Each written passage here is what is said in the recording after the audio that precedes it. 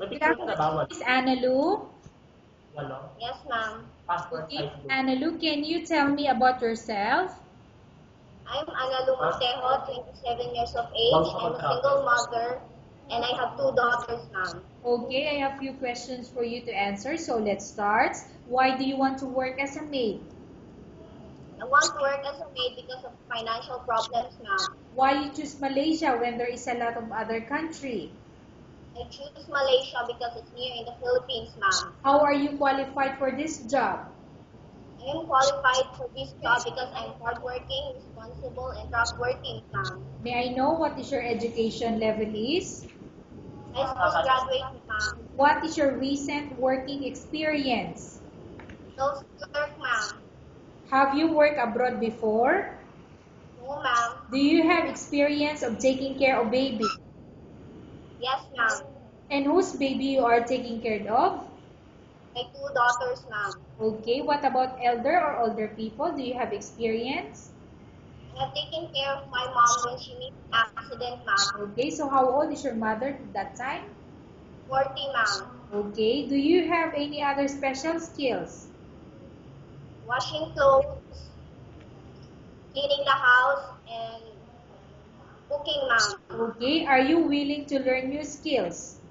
Yes, ma'am. Are you willing to work with a family where the mother-in-law or any relatives stay together? Yes, ma'am. Currently, are you still working now? No, ma'am. Do you know how to cook? Yes, ma'am. What sort of food can you cook?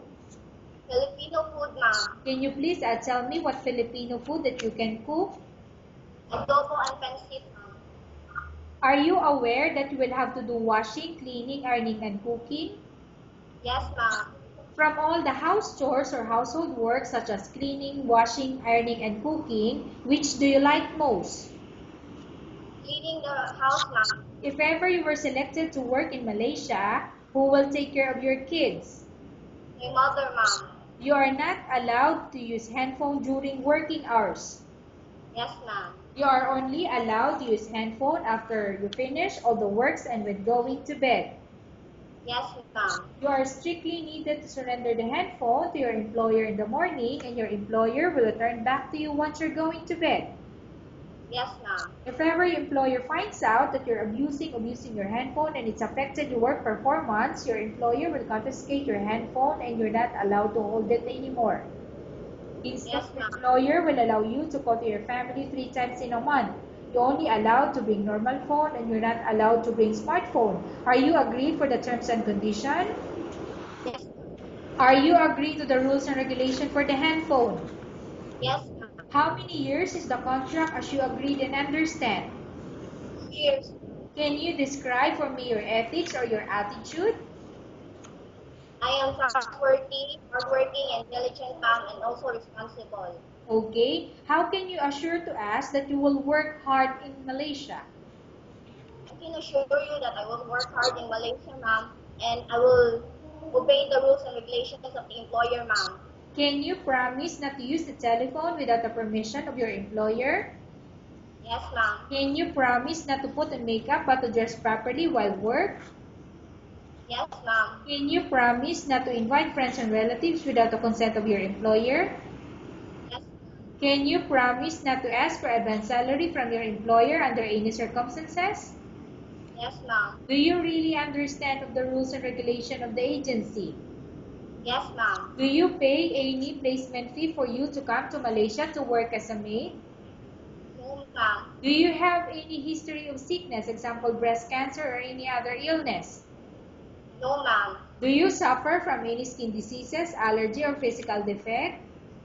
No, ma'am. Have you suffered from any serious illness? No, ma'am. Do you smoke? No, ma'am. Have you undergone any operation? No, ma'am. Are you medically fit? Yes, ma'am. Are you in any medication? No, ma'am.